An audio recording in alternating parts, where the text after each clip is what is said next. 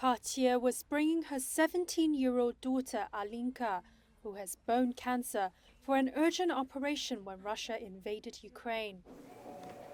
The doctor called them and advised them to turn around and go home for their own safety. Now they are in Warsaw, Poland, awaiting more treatment.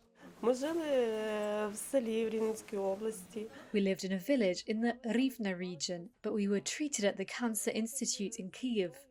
Since we had to interrupt our treatment there because of the war, we were invited to come here. We decided without hesitation because this is not only a war with our occupiers, but also a war for the life of our child. Війна з нашими окупантами, а війна за життя нашої дитини йде.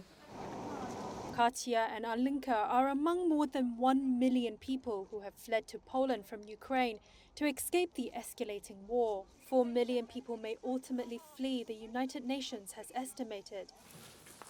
In wartime, healthcare crises, including a lack of access to hospital and treatment, outbreaks of disease, malnutrition, often kill far more people than bombs and bullets. The fear now is that refugee influx into Ukraine's neighboring countries will push their health systems over the edge too.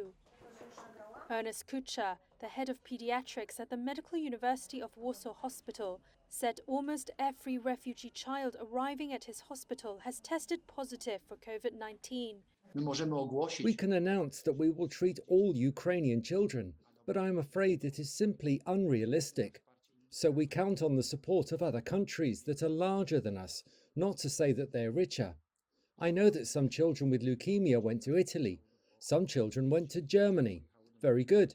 However, we take the first hit on ourselves.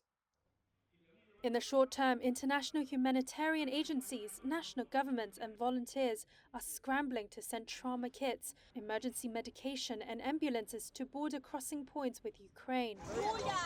But all partners involved in the relief efforts said it was long-term or chronic needs, often among patients arriving without documentation, medication or the ability to speak the local language, that could prove the biggest challenge. Mental health is another area of concern as refugees cope with unthinkable trauma. Katia broke down as she explained the 24-hour journey she made with her daughter to reach the Polish capital, also worrying about the rest of the family still in Ukraine. Родина залишився чоловік. Family? My husband stayed behind with 3 children.